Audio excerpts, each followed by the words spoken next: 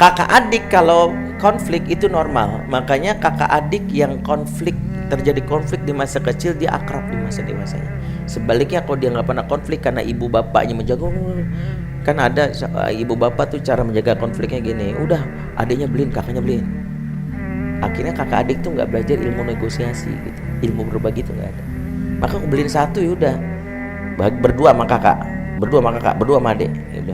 Tapi kakak sebagainya ribut wajar, tapi kita membuat akhirnya kakak dan adik tuh nggak punya komunikasi untuk berbagi, negosiasi. Akhirnya apa terjadi?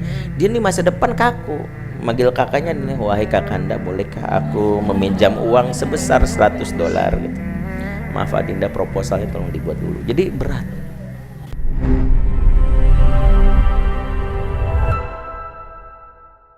Ikhwatal iman, a'azakumullah jami'an, teman-teman semua, saudara-saudariku, jamaah kajian musyawarah yang hadir di kesempatan pagi menjelang siang ini. Alhamdulillah Allah izinkan kita bisa bersua setelah vakum ya 1 bulan. Saya izin waktu itu tidak membersamai dulu karena harus melakukan ibadah haji, dan alhamdulillah tanggal 3 Juli malam ya bisa kembali ke tanah air dan mengharapkan supaya hajinya menjadi haji yang mabrur ya insyaallah, bersama Ari Untung juga dan Venita satu rombongan.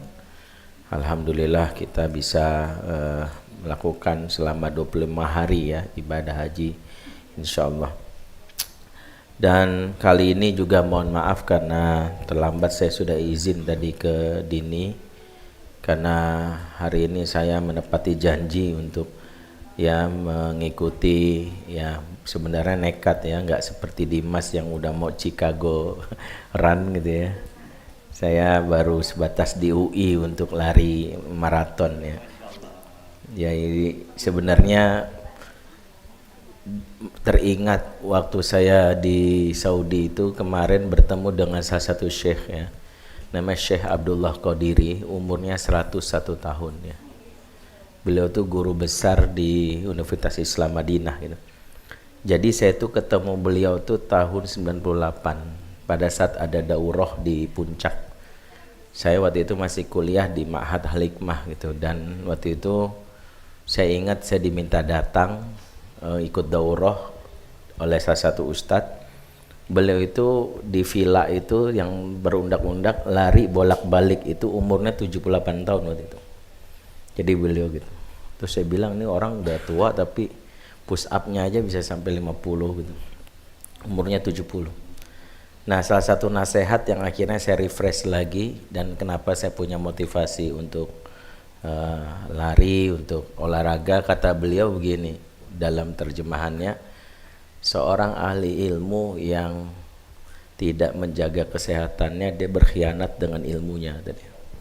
Karena dia membiarkan dirinya mati dan terkuburlah ilmu bersamanya tadi. Sehingga seorang yang membawa misi, membawa ilmu, dia harus punya niat menjaga kesehatannya supaya Allah panjangkan umurnya dan bisa memberi manfaat yang banyak gitu. Makanya itu yang memicu saya gitu. Makanya dalam 2 tahun terakhir itu saya coba apa ya kira-kira olahraga yang bisa saya tekuni gitu ya. Alhamdulillah saya ngelihat wah kayaknya Dimas lari kayaknya enak juga nih gitu. Cuma saya nggak mau ngelapor ke dia ya, saya khawatir ditantang gitu ya. Akhirnya saya salah satu jamaah ide kajian yang lain kebetulan atlet triathlon ya. Dia rutin, dia sudah gelarnya Ironman. Ya beliau itu sudah lari maraton 42 kilo, sepedaan 100 kilo dan berenang 2,1 kilo gitu. Dan beliau berinisiatif ya, punya cita-cita ya untuk membuat para ustadz sehat gitu. Jadi makanya beliau punya cita-cita seluruh para asatid kelak nanti ada lari khusus para asatid gitu. Dan sekarang saya diminta jadi pelopornya, makanya saya teleponnya dari kemarin Ustadz Fatih Karim. Alasannya insya Allah Ustadz doain. Saya telepon Ustadz Faris Beki, doain Ana gitu. Ustadz Ahmad Ridwan, Ana sibuk. Semuanya pada bilang ya udah gua sendiri aja dah gitu. Gitu udah bismillah ya. Itu tapi ya alhamdulillah enjoy ya tadi. Dan saya juga tadi menikmati ya alhamdulillah. Hari ini melanjutkan kajian kita masih seputar materi ayat-ayat tentang keluarga. Kalau di pertemuan sebelumnya kita membahas tadabbur makna surat Al-Furqan ayat 74. Hari ini ada satu ayat yang saya selalu tersentuh ya, dan ini surat yang membuat kita harusnya banyak mentadaburi, surat Al-Baqarah ayat 133. Allah berfirman, am kuntum syuhada'a idh hadara ya'qubal maut idh qala libanihi ma ta'buduna min ba'di qalu na'budu ilahaka wa ilaha abaika Ibrahim wa Ismail wa Ishaqa ilaha wahida wa nahnu lahu muslimun. Jadi teman-teman silakan baca surat Al-Baqarah 133.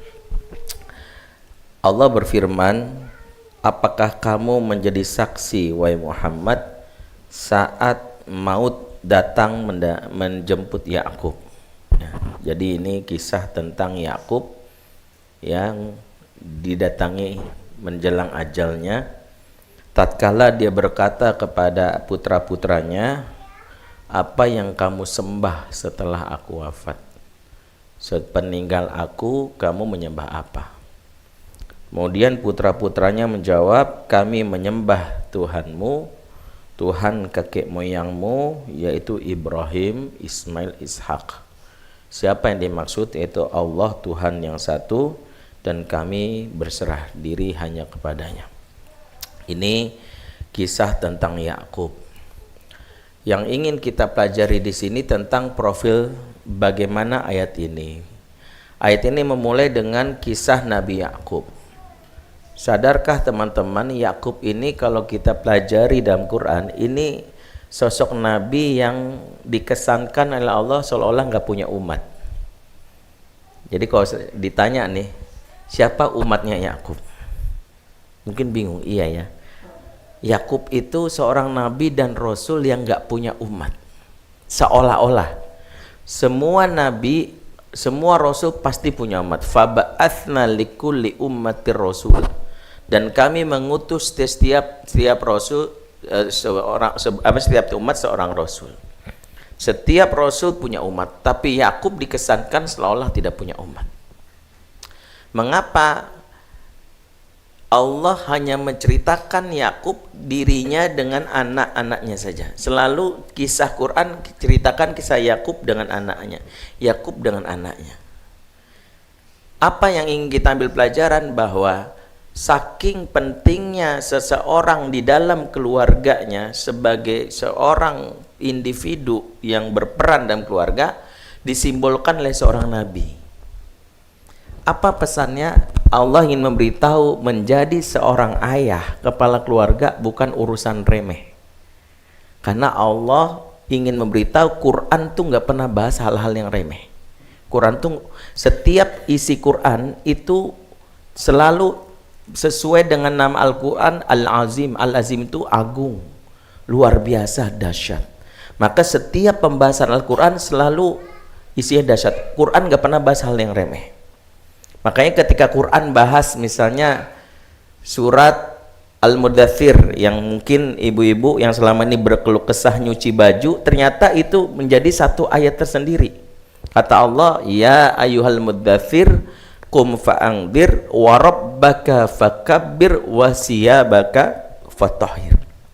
Hai orang-orang berselimut, ya, bangun dan berikan seruan, besarkan nama Allah Tuhanmu dan cucilah bajumu.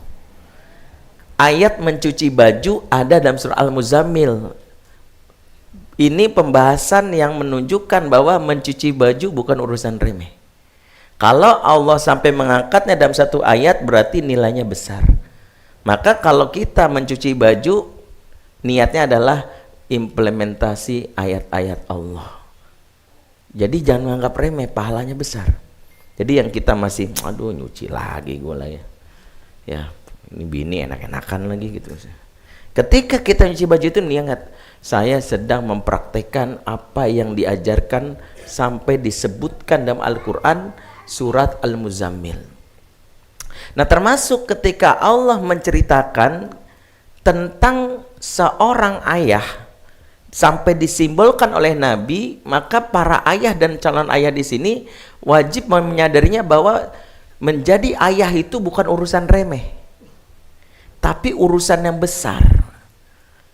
Bahkan ada satu ayah dalam Al-Quran yang dia bukan nabi, dia bukan tokoh, dia bukan seorang public figure di masa itu, tapi Allah abadikan namanya dalam Al-Quran, bahkan menjadi nama surat.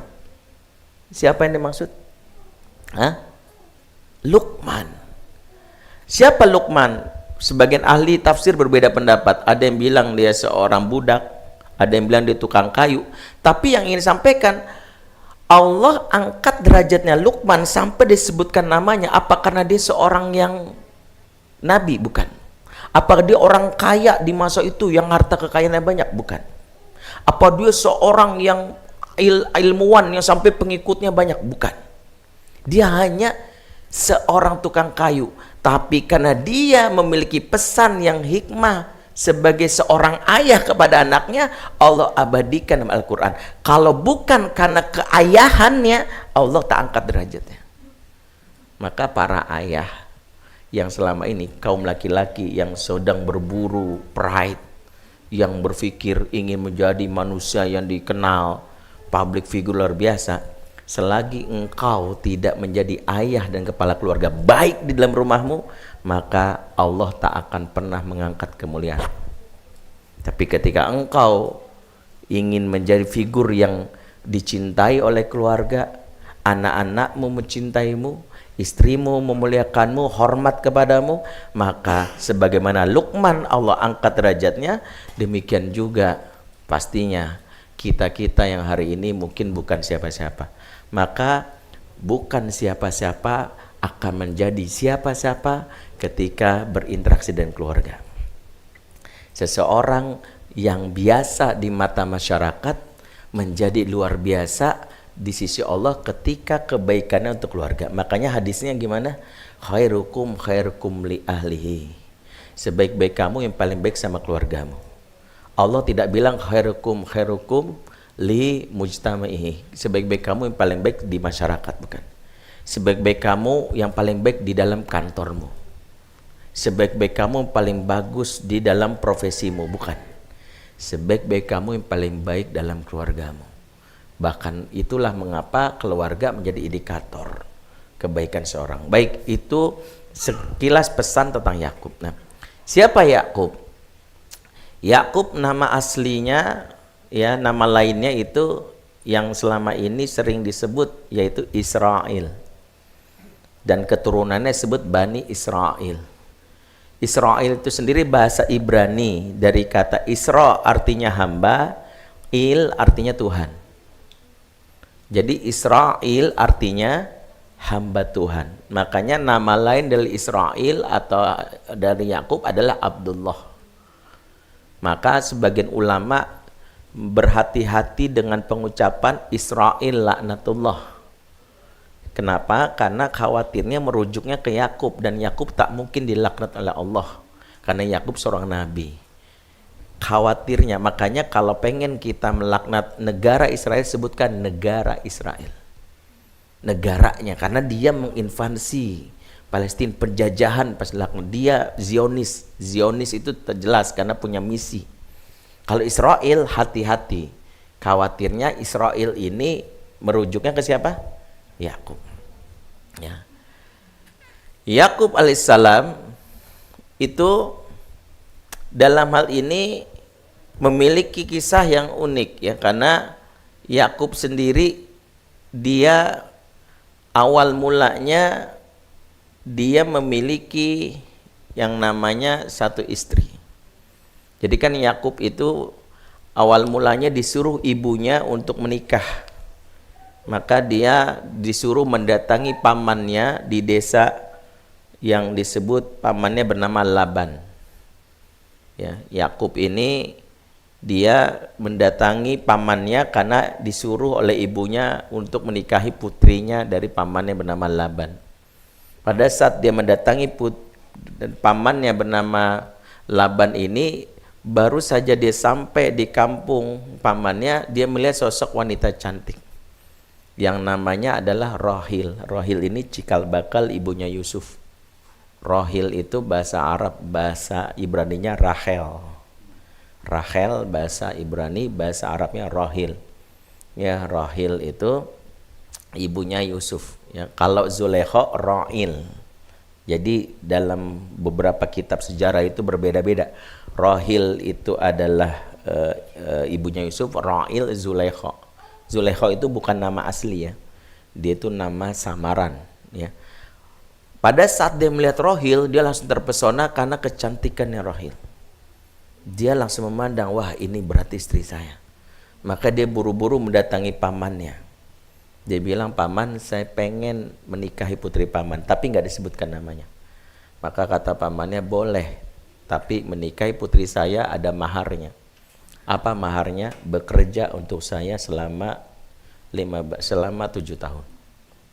Jadi mahar itu boleh dengan cara bekerja, tentu tanpa digaji. Gajinya itulah yang dipakai buat mahar. Ya, jadi kalau mau melamar direktur perusahaan, anaknya boleh juga tuh. Ya, saya kerja sama bapak dah, jadi supir, nggak usah digaji, asal jadi mantu gitu ya. Enak ya strateginya. Maka dia pun mendatangi, selama 7 tahun dia bekerja. Selesai 7 tahun dia berkata, paman sudah selesai, aku bekerja selama 7 tahun. Kemudian pamannya bilang, lantas apa yang kau inginkan? Saya ingin menikahi putri paman. Siapa namanya? Tentu Rohil. Kata pamannya, nggak bisa, Rohil punya kakak namanya Lia. Dalam tradisi kami kakak nggak boleh dilangkahi. Jadi nikahi dulu kakaknya, baru setelah setahun kakaknya mengandung boleh nikah adiknya. Syariat saat itu membolehkan kakak dan adik disandingkan, dinikahkan. Zaman itu, zaman sekarang nggak boleh. Ipar itu namanya mahram ghairu mu'abbad. Nggak boleh dinikahi selagi masih berstatus istri atau menjadi istri, menjadi ipar kita. Maka dia pun akhirnya menikahi Lia. Saat menikahi Lia, Lia hamil. Kemudian dia semangat mendatangi pamannya, paman, alhamdulillah Lia hamil. Terus kenapa? Saya ingin menikahi Rohil. Karena memang dia cintanya sama Rohil. Boleh, tapi ada maharnya. Apa maharnya? Kerja lagi 7 tahun. Lah kan udah, nah itu buat Lia. Yang kemarin buat Lia. Yang sekarang kerja lagi buat dapat Rohil. Maka dia pun kerja lagi sampai akhirnya kurang lebih penantiannya terhadap Rohil itu 15 tahun. Ya, jadi memang kesungguhan cintanya Yakub mendatangi apa yang dia inginkan itu sampai dibuktikan 15 tahun. Jadi kalau ada jomblo di sini ngerjar akhwat solehah itu baru setahun udah putus asa, kalah sama Yakub. Ya Ustaz susah, Ustaz ya, setahun anak udah deket susah. Baru setahun, Yakub 15 tahun. Jadi kalau ada di sini ya jombloan gitu ya, ngincer seseorang akhwat, bersabar 15 tahun, anggap jadi Yakub. Pada saat dia akhirnya menikahi Rohil, akhirnya terjadi pernikahan, tapi Allah takdirkan Rohil tidak memiliki keturunan alias mandul selama 2-3 tahun. Dan sebagian besar wanita di masyarakat Arab kalau nggak punya keturunan gelisah. Maka tradisi masa itu supaya dia selamat dari omongan tetangga, omongan orang lain, dia mengikhlaskan pembantunya yang dia miliki untuk dijadikan istri. Dan itu memuliakan dirinya karena tanpa sadar ketika nanti pembantunya punya anak seolah-olah itu karunia dari si wanita tersebut. Maka dia pun meminta kepada istrinya, pada pembantunya bernama Balha. Balha akhirnya diangkat sebagai pembantunya menjadi istri ketiga dari Yakub. Lia kakaknya cemburu. Lia bilang, emang kamu doang yang bisa ngasih pembantu buat jadi istri, aku juga bisa. Jadi ini konflik antar kakak adik sekaligus istri. Makanya akhirnya Lia mengangkat pembantunya menjadi istri yang keempat, namanya Zulfa. Jadi ada 4 istrinya Yakub, Lia, Rohil, Balha, Zulfa. Itu yang dua majikan, dua pembantu yang dinikahi. Jadi sejarah kemarin udah kita bahas, sejarah pembantu naik kelas jadi istri memang pernah terbukti. Jadi wajar kalau mak-mak zaman now curigaan sama pembantunya sendiri. Apalagi kalau pembantunya asal Uzbekistan, umur 19 tahun, hidung mancung, mata biru, nah itu bahaya. Ya. Dalam kisahnya akhirnya Yakub memiliki putra yang kita tahu totalnya 12. Ya. Sebagian mengatakan 13. Nah, putra-putranya inilah yang diceritakan dalam ayat ini. Di antara putranya yang kita tahu adalah Yusuf. Ya. Dan kita tahu bahwa putra-putra Yakub ini diuji, dan kita belajar bahwa pernikahan Yakub ada contoh poligami yang menjadi peringatan buat kita. Saya ingin bahas ini supaya dari sisi keilmuan, bagi siapapun laki-laki yang poligami, ayat tentang poligami dalam Quran itu harus dikumpulkan dengan semua ayat yang bukan memotivasi saja tapi memberikan peringatan. Salah satu ayat yang menjadi pembahasan tentang poligami itu yang sering jadi motivasi itu surat An-Nisa ya. Surat apa? Ya, An-Nisa ayat 3 itu kan. Tapi ayat yang lain disepelekan. Termasuk yang sering disepelekan itu adalah ayat tentang bahwa ada poligami yang berisiko terjadinya konflik bukan antar istri tapi antar anak. Dan itu poligaminya Yakub.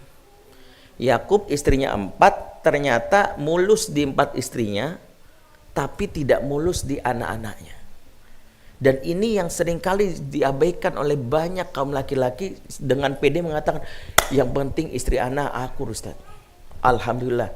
No, kalau antum pelajari konsep dasar tentang poligami yang berkemaslahatan untuk kezuriyah itu, maka jangan mikirin istri yang akur doang. Pikirin antar anak. Bahkan antara anak-anaknya Yakub saja terjadi konflik sampai hampir bunuh-bunuhan. Dan ini yang sering dilupakan oleh para laki-laki.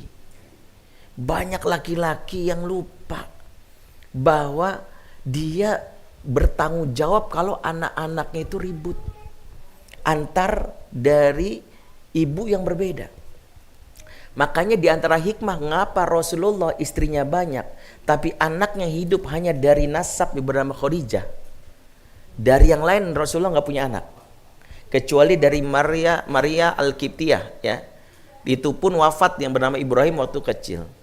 Para ulama mengatakan di antara hikmahnya mengapa Rasulullah istrinya banyak, anaknya hidup dari Khadijah, sebab konflik itu mungkin terjadi bahkan dengan satu nasab aja terjadilah pembelahan sampai muncul Sunni dan Syiah. Bayangkan kalau Rasulullah tuh punya anak dari istri yang berbeda, rentan terjadi konflik. Jadi kebayangkan betapa ada hikmah dari nasab yang bernama Khadijah, bahwa ada hal yang seringkali tidak disadari, yaitu adalah konflik antar anak. Makanya berapa kali kalau saya didatangi itu berapa banyak ikhwan yang mau poligami, saya selalu menjabarkan bukan sekedar dari yang penting istri ridho, salah. Selama ini selalu berpikirnya yang penting istri anak ridho. Kamu pikir anakmu itu nggak punya perasaan? Kamu pikir anakmu itu robot gitu yang terima? Dia tumbuh dengan berbagai macam kecamuk dalam diri dia. Entah bayangan dia tentang bapaknya, entah bayangan dia tentang macam-macam tentang ibu tirinya, itu dipersiapkan atau tidak. Dan seringkali konfliknya baru muncul, maaf, setelah kita tiada. Selagi kita tiada, dijaga, alhamdulillah. Oh, alhamdulillah anak saya begitu nggak ada, bahaya. Maka kenapa keputusan mengenai poligami harus mengumpulkan dari semua ayat. Jadi jangan ayat motivasi saja. Makanya kenapa saya bilang orang memotivasi nikah harus juga dibarengi dengan peringatan tentang pernikahan yang lain. Bahwa nikah itu bukan halal. Ini nikah secara umum ya. Oh antum nih nikah nih gitu. Kita harus tahu bahwa motivasi nikah itu bagus, tapi kita juga mempersiapkan dia harus siap menjadi seorang suami yang menafkahi. Ya, jangan sampai dia berpikir saya Ustadz ingin mencari seorang akhwat yang siap hidup susah sama saya. Kalau gitu nggak usah nikah ente. Ente nikah ngajak susah, orang ngajak bahagia gitu. Bapaknya menafkahi dia, merawat dia untuk bisa hidup bahagia. Tiba-tiba ente datang dengan tawaran proposal. Saya ingin menikah anak bapak yang siap hidup susah bersama saya. Lu nikah aja tuh sama orang lain. Kalau saya jadi bapaknya, saya nggak bakalan saya terima. Ya, kelihatan bahwa dia tidak punya upaya membahagiakan. Kalau sejak awal sudah punya niat untuk diajak hidup susah, mendingan nggak usah. Makanya kenapa motivasi selalu dibarengi juga dengan kita berikan peringatan-peringatan amanah.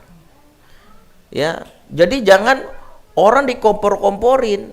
Ya, makanya saya bilang mengompori nikah, bahkan nikah lagi, itu harus lihat kondisi orang, sama seperti ngomporin orang biar makan daging kambing. Enggak semua orang cocok makan daging kambing, ada yang hipertensi. Kita bilang kambing tuh enak, sunnah, lu kok makan kambing, bla bla bla. Dia makan kambing, tiba-tiba dia stroke, tanggung jawab ente. Semua orang enggak semuanya sefit badannya kayak Dimas. Ya, coba Novan makan kambing, enggak tahu Novan kuat ya, kuat. Duren enggak apa-apa deh. Enggak semua orang siap untuk makan duren. Makanya tubuh kita yang tahu, dokter yang tahu. Maka pentingnya konsultasi untuk itu. Makanya saya tuh agak aneh orang campaign poligami untuk semua orang, seolah laki-laki itu mau bisa. Enggak. Ada laki-laki yang dia punya mental numpang hidup sama istri, dimotivasi poligami, zolimnya luar biasa. Makanya tahu siapa yang kita lihat. Sama orang fit badannya kita bilang ente makan durian nggak apa-apa, ente ini makannya orang yang udah terdeteksi diabetes, kita paksa ini nggak apa-apa sebagainya. Kita bukan dokter, kita motivasi dia. Apa yang terjadi? Kolaps. Ada orang, seorang ikhwan, dia nganggur, dia juga orangnya kasar, punya utang dan luka pengasuhan, dia orang emosional. Kita motivasi, ente udah berapa tahun nih belum nikah juga, udah nikah gitu. Apa yang terjadi? Gara-gara motivasi kita, dia nggak persiapkan dirinya, tiba-tiba dia nikah. Kita telah menzolimi satu perempuan yang hendak jadi. Makanya waktu itu adalah salah satu gay datang ke saya. Kemudian dia dimotivasi oleh temannya untuk nikah. Kata itu bagian dari cara dia menyembuhkan. Saya bilang enggak. Kamu belum sembuh, dan kalau kamu menikahi perempuan dengan memanipulasi profil diri kamu, zolim kamu sama perempuan itu. Tapi dalam tanda kutip ustadznya tetap kekeh dia harus nikah. Akhirnya dia nikah. 6 bulan istrinya nggak disentuh, ternyata dia selingkuhnya sama cowok. Dan itu yang membuat istrinya itu nangis meraung-raung. Baru ketahuan kalau suaminya itu gay. Saya bilang makanya pentingnya ilmu dalam memahami kondisi seseorang dalam rangka motivasi. Jadi inilah makanya saya itu enggak semua orang, kalau saya datang ke saya dibilang enggak, kamu enggak. Ada orang datang ke saya, Ustadz, saya itu punya harta sekian-sekian gitu. Saya boleh enggak poligami gitu. Saya bilang enggak, poligami buat kamu haram. Fatwa saya gitu. Kenapa? Karena kamu tuh punya masalah dengan syahwat kamu yang berlebih, yang sampai membuat kamu berzina berkali-kali. Poligami itu bukan solusi buat kamu. Sembuhkan syahwat kamu yang berlebih itu. Karena kalau kamu punya istri, kamu tetap berzina dengan lain. Begitu terus. Sembuhkan dulu. Bahkan dia udah ke gap selingkuh, baru dia poligami. Saya bilang gara-gara ente, akhirnya semua orang menjadikan poligami sebagai obat untuk selingkuh yang ke gap. Waliyazubillah. Jadi sampai sebegitunya. Ada yang datang ke saya, Ustadz saya poligami. Saya silakan, antum bagus nih. Istri mendukung, punya misi dakwah sebagai, kemudian juga anaknya mendukung, ya udah bagus. Jadi sampai segitunya. Nah, Kembali, Yakub memiliki putra dan kita tahu konflik antar putranya juga karena tadi di antara yang kita pahami dari ini ayat ini, kisah Yakub tuh memberikan pelajaran ada resiko konflik antar anak. Sibling itu rentan konflik, apalagi sibling beda ibu. Satu ibu satu bapak itu konflik, dan konflik itu ada yang sifatnya normal sebagai bentuk keakraban, ada yang sifatnya tidak normal karena memelihara dendam. Makanya kalau anak kita konflik, misalnya nih anak mbak-mbak sini ribut antara adik kakak, itu dianggap normal bahkan wajib selagi mereka setelah konflik beberapa hari kemudian akrab. Ya, bahkan itu tanda ciri kakak adik yang akan jadi soulmate di masa depan. Karena beberapa riset menyebutkan kakak adik yang gak pernah konflik di masa kecil, maka kelak tumbuh jadi kakak adik yang kaku relasinya. Ya, dia bingung karena konflik antar kakak adik itu akibat tidak adanya barrier, sehingga sebagian orang tuh punya sifat spontanitas. Apa sih, gue nggak mau kakakmu nggak mau, akhirnya ribut. Makanya di antara ciri orang akrab itu adalah spontanitas. Bahkan dalam kalimatnya para ulama mengatakan gini, idza tamal mahabbah saqatal adab. Jika sempurna cinta maka runtuhlah adab. Makanya orang tuh kalau saking akrab, bahkan adab aja itu akhirnya nggak lagi keluar gitu ya. Sini punya gua gitu ya. Ya, makanya kalau ada orang saking akrab aja kadang walaupun nggak boleh ditiru ya, saking akrabnya kadang-kadang adabnya kebablasan. Manggil temennya jing, iya nyet, nah kan gitu tuh nggak boleh tuh memanggil. Tapi kita memahami itu akrab. Suami istri kalau akrab ya kan kadang pernah saya bilang tuh saling berbalas kentut gitu ya. Itu saking akrabnya dan itu normal gitu ya, karena udah nggak ada barrier, kecuali kalau suaminya otoriter gitu ya. Lu kentut talak 1 misalnya gitu ya, istrinya kentut 3 kali talak 3, itu bahaya. Jadi begitu, kakak adik kalau konflik itu normal. Makanya kakak adik yang terjadi konflik di masa kecil, dia akrab di masa dewasanya. Sebaliknya kalau dia nggak pernah konflik karena ibu bapaknya menjaga, kan ada ibu bapak tuh cara menjaga konfliknya gini, udah adiknya beliin, kakaknya beliin. Akhirnya kakak adik tuh nggak belajar ilmu negosiasi gitu, ilmu berbagi tuh nggak ada. Maka aku beliin 1 ya udah, berdua sama kakak, berdua sama adik, ya udah. Tapi kakak sebagainya ribut wajar. Tapi kita membuat akhirnya kakak dan adik tuh nggak punya komunikasi untuk berbagi, negosiasi. Akhirnya apa terjadi? Dia nih masa depan kaku, manggil kakaknya nih, wahai kakanda, bolehkah aku meminjam uang sebesar $100 gitu? Maaf Adinda, proposalnya tolong dibuat dulu. Jadi berat. Maka begitu. Jadi konflik sibling rivalry istilahnya itu normal. Jadi kalau ada kakak ini anak saya ya Allah Ustadz sebagainya, normal bu. Yang kita cegah kalau konflik itu dendam. Di antara ciri konflik dendam itu adalah habis itu dia selalu sinis terhadap adiknya atau kakaknya dan nggak mau bekerja sama, nggak mau. Sehari 2 hari itu, besok yang aku nggak mau makan. Nah itu bisa jadi dendam.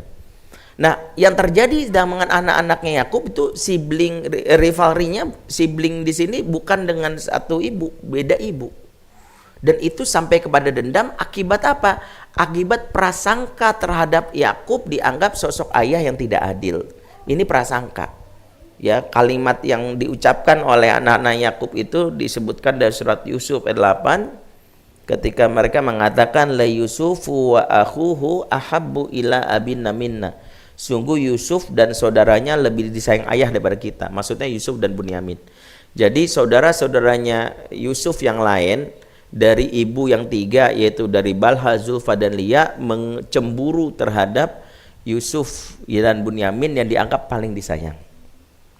Jadi karena dianggap paling disayang, mereka merasa ayah nggak adil. Disinilah kita sebagai orang tua, bagi yang punya anak, harus belajar ilmunya gini. Mengenai mencintai anak bukan sekedar apa yang kita berikan, tapi tentang seberapa banyak yang diterima. Pahami ya? Bukan seberapa besar yang kita berikan, tapi seberapa banyak yang terima. Maksudnya gini, semua orang tua menyayangi anak, tapi kadang anak merasa tidak disayang. Makanya dalam urusan pengasuhan itu ada nama ilmu persepsi. Persepsi adalah gambaran tentang sosok orang tua di benak anak. Coba ibu-ibu di sini nanya sama anaknya yang udah beranjak, yang punya anak udah mulai bisa ngomong lah. Ya, menurut kita bisa jadi Mama disayang sama kamu. Coba sekali-sekali nanya, menurut kamu Mama gimana? Bawel, nyebelin, ngatur-ngatur mulu. Nah itu persepsi. Persepsi adalah gambaran tentang kita di benak anak. Makanya Yakub itu seorang nabi yang adil, tapi keadilan bagi anaknya itu dianggap enggak, dan itu gak akibat salah memahami konsep keadilan, termasuk memahami kenapa seorang Yusuf diistimewakan. Karena kan saudara-saudaranya Yusuf itu menganggap Yusuf itu istimewa banget di hati ayahnya gitu.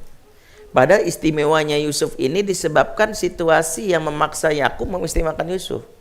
Jadi kan gini, waktu awalnya Rohil hamil Bunyamin, adiknya Yusuf, pada saat baru lahiran Rohil wafat.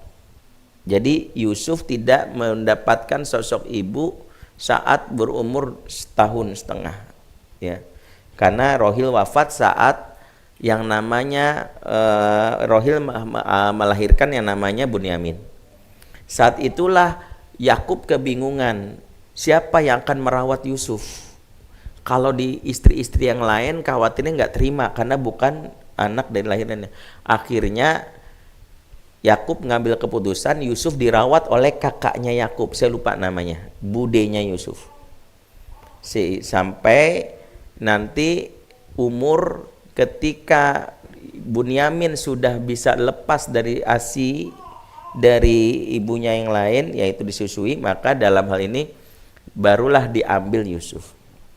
Ya. Setelah 6 bulan kurang lebih Yusuf berumur 2 tahun, maka Yakub mendatangi budenya Yusuf untuk diambil.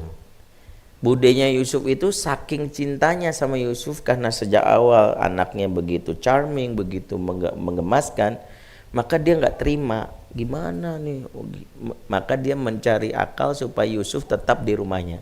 Salah satunya adalah dia menaruh yang namanya gelang emasnya di gamisnya Yusuf. Pada saat Yusuf dijemput oleh ayahnya Yakub keluar, tiba-tiba berteriaklah budenya ini, ya, emasku hilang, ada maling di rumah ini. Langsung, siapa malingnya? Perasaan dia tadi nggak ada gitu. Coba periksa setiap yang hadir di sini bajunya. Dapatlah gelang emas itu di gamisnya Yusuf. Akhirnya budenya bilang, anakmu mencuri. Maksud dia mencuri hatiku. Maka dia bilang, hukuman pencuri di kampung kami ditahan di rumah majikan selama 3 tahun. Jadi itu strateginya. Akhirnya Yakub, masa sih gitu? Tapi Yakub sadar, ini cara kakaknya ingin mempertahankan Yusuf. Maka diikhlaskan. Jadi sebenarnya Yakub itu nggak ketemu, bahkan nggak dekat sama Yusuf.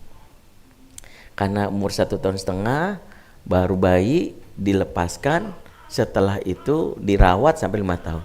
Begitu 5 tahun diambil, sudah layak untuk diambil dan budenya ikhlas melepasnya, namanya seorang bapak punya anak banyak, ada 1 anak nggak pulang-pulang. Kebayang kan? Apa yang terjadi?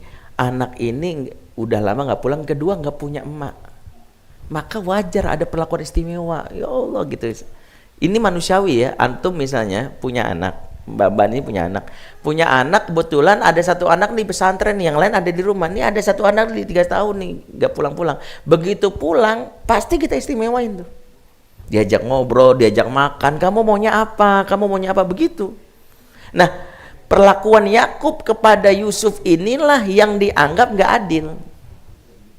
Padahal secara fakta ini normal kan?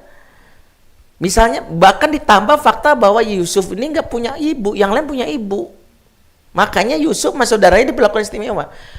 Berapa waktu lalu tuh saya naik Gojek, kebetulan supir Gojeknya itu bawa anak bayi di depannya gitu sampai kayak gini. Jadi waktu nerima, maaf Pak, saya sambil bawa anak saya. Ya anaknya umur setahun gitu. Oh ya, saya bilang, wah Pak pakai ini Pak, saya bilang gitu. Ya udah, dan sebagainya. Akhirnya ngobrol gitu, ibunya baru aja meninggal karena COVID.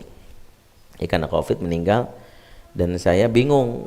Saya harus bekerja untuk menghidupi keluarga. Saya nggak bisa menjadi pembantu. Saya nggak punya kakak saya ada di daerah Kalimantan. Saya nggak bisa pisah sama anak saya baru 1 tahun.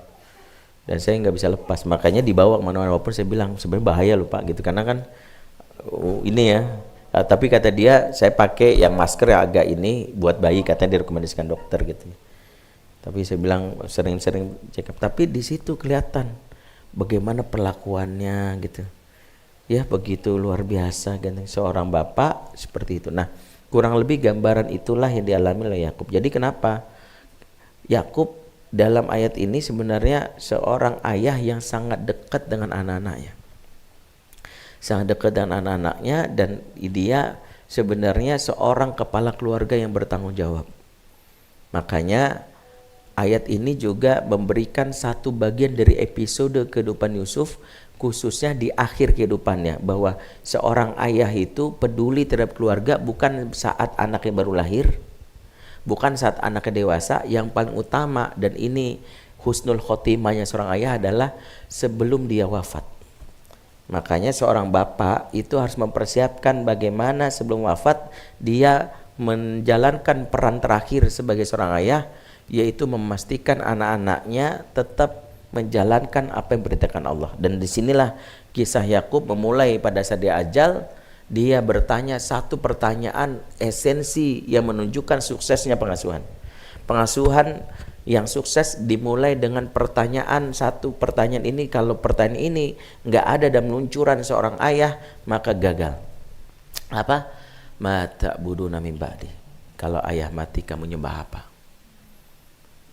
Ingat, Yakub tidak peduli anaknya nanti mau kuliah di mana, mau kerja di mana, makan apa, mau nikah sama siapa. Yang penting kalau ayah mati kamu nyembah apa. Maka urusan tauhid adalah urusan yang paling utama. Belajar parenting kalau tidak memulai dengan tauhid, berarti kita belajar parenting yang salah. Karena parenting dalam Islam adalah bagian dari tugas meneruskan tugas kenabian. Bahwa Nabi mewariskan tugas meninggikan kalimat Allah, maka bapak dan ibu yang tidak meneruskan kalimat Allah ini, dia bapak ibu yang khianat. Walaupun anaknya pinter, walaupun anaknya pengusaha, walaupun anaknya kaya raya, walaupun anaknya tokoh publik, walaupun anaknya dapat piagam. Maka itu mengapa seorang bapak, seorang ibu tanggung jawab utama tauhid. Jadi ini yang kita pelajari. Seorang Ibrahim bertanya tentang masalah tauhid ini kepada anak-anaknya. Kira-kira ya, tebak. Ibu-ibu dan mas-mas, mbak-mbak dan mas-mas di sini, kalau nanya ke anak, nanti kalau mamah mati, kamu nyembah apa? Kita pengen anak kita jawabannya apa? Jawabannya apa? Na'budullah, Allah. Jawabannya apa? Allah. Tapi anak-anaknya Yakub nggak jawab itu. Lihat jawabannya dalam ayat ini. Jawabannya agak ribet. Jawabannya gini. Na'budu ilahaka wa ilaha abaika Ibrahim Ismail Ishak ilahan wahida. Kami menyembah Tuhanmu, Tuhan kakek moyangmu Ibrahim Ismail Ishak. Siapa yang dimaksud? Allah, Tuhan yang satu. Ribet banget. Harusnya kan cukup bilang nyembah Allah, udah selesai. Tahu pesannya apa? Bukan sekedar anak itu menyembah siapa, menyembah Allah, tapi dari mana dia mendapatkan pelajaran itu. Anak-anak Yakub ingin memberitahu, kami menyembah Tuhanmu, berarti bapaknya berperan mengenalkan Allah. Bapaknya mengenal Allah dari mana? Dari kakek kami, yaitu Ibrahim, Ismail, Ishak. Siapa yang maksud? Allah, Tuhan yang satu. Disinilah esensinya. Banyak orang tua, banyak anaknya soleh, tapi kontribusinya nggak ada. Kalau ditanya, kamu bisa hafal Quran dari mana? Alhamdulillah Ustaz, tetangga saya kebetulan. Tetangga rajin. Mak, kamu apa? Nggak tahu mak, sibuk aja nonton drakor terbaru itu. Ya papa juga gitu, main lato-lato nggak selesai gitu. Apalagi game online terbaru gitu. Anak kita soleh, tapi kita nggak ada kontribusinya, jangan bangga. Ayat ini sebenarnya ingin memberitahu bahwa bukan sekedar anakmu soleh, tapi adakah peran turun-temurun itu. Sehingga anaknya Yakub menegaskan, kami menyembah Tuhanmu, menunjukkan bahwa karena bapak nyembah Allah ya kami juga lah. Karena kakek menyembah Allah ya kami juga, turun-temurun. Makanya kalau ada kesolehan tapi nggak ada kontribusi kita, jangan bangga. Sebab kesolehan tanpa kontribusi kita, di akhirat kita nggak bisa mengklaim itu. Coba anak kita soleh, tapi kontribusi kita nggak ada, cuek banget, ngurus ngasuh anak nggak pernah, biaya cariin pesantren nggak pernah. Kalau di pesantren, mohon maaf juga biayanya juga ogah, nggak peduli. Kemudian suatu saat anaknya jadi ulama besar, kemudian dia bertepuk dada, anak saya. Kalau kesolehan itu bisa diklaim pada nggak ada kontribusi, yang lebih layak mengklaim kesolehan itu bapaknya Nabi Ibrahim. Bapaknya Nabi Ibrahim itu bisa petantang-petenteng kemana? Nih, saya Azhar. Anak saya itu Ibrahim. Tahu kan Ibrahim? Itu anak saya. Saya bapaknya. Lah, lu kan nyembah patung. Ya nggak apa-apa, yang penting gua bapaknya Ibrahim. Tidak ada hubungannya kesolehan seorang anak jika sang bapak, jika sang ibu tak ada kontribusi. Maka begini, kita mungkin gak mampu mendidik anak kita karena punya ilmu terbatas. Mbok, iya karena kita tahu ilmu kita terbatas, minimal ada kontribusinya gitu loh. Minimal ada kontribusi gini, misalnya apa? Minimal mikirin nyari pesantrennya, mikirin gitu, jangan pikir terserah dah. Bahkan untuk nyari pesantren aja, nitip pesen sama asistennya, tolong cariin dong pesantren terbaik. Nyarinya juga gak ada, surveinya aja gak pernah, ngobrol sama ustadznya aja gak pernah, koordinasi gak pernah. Di mana letak pahalanya kita? Maka kontribusi aja. Udah ngejelas gak mampu ngajar, maka pastiin pontang pantingnya kita, bolak baliknya kita. Makanya di dalam Islam yang dituntut Allah tuh bukan hasil. Kita belajar dari bagaimana Ibunda Hajar melakukan apa yang disebut sa'i, lari dari sofa ke Marwah, lari sofa ke Marwah. Berapa kali? 7. Pertanyaannya, siapa yang nemuin air? Siapa yang nemuin air? Anaknya kan? Apakah Hajar yang nemuin? Bukan, anaknya.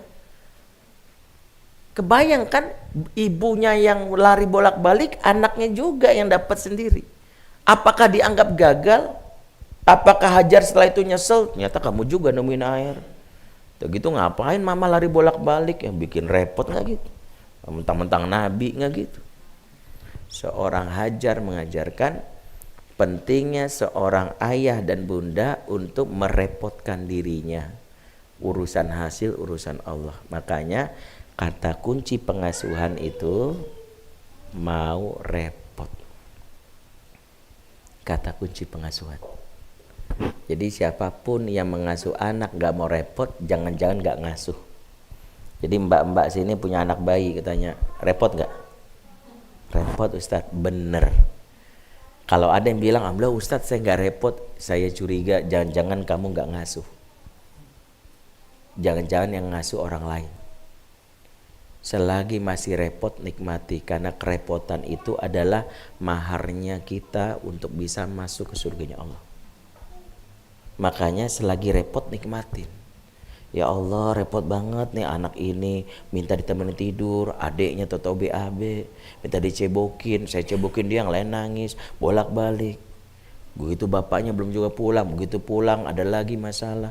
Udah gitu dia nanti pas udah gede cari uangnya, saya repot. Udah gitu udah nyari uangnya, nyari sekolahnya, minta dianterin dulu, padahal ada jadwal kerjaan. Udah habis nganterin kerjaan, tiba-tiba nelpon, mama tupperware aku ketinggalan. Udah anterin lagi tupperware-nya. Udah kata yang ketinggalan, pergi lagi, mama buku ikro juga, antri lagi buku ikronya. Aduh repot banget. Repot itulah yang akan menjadikan saksi di akhirat bahwa engkau sudah melakukan apa yang menjadi tanggung jawab. Maka dalam ayat yang kita bacakan tadi, surat Al-Baqarah 133, itu ayat yang menjelaskan banyak hal dari kisah Yakub sampai bagaimana dia menjalani kehidupan rumah tangganya yang poligami sebagai peringatan buat kita semua, termasuk bagaimana pesan-pesan, bagaimana keterlibatan pengasuhan itu. Pesan utama dalam pengasuhan adalah tauhid. Kalau bukan tauhid yang kau ajarkan kepada anakmu, engkau nggak ngasuh. Karena pembeda antara pendidikan kepada hewan kepada manusia adalah tauhid. Jadi kalau hewan dibikin pinter, manusia dibikin pinter, hewan juga bisa pinter. Manusia dibikin cara cari makan, hewan juga bisa cari makan. Maaf ya, anak saya alhamdulillah Ustadz mandiri udah bisa cari makan sendiri. Apa bedanya dengan mendidik hewan?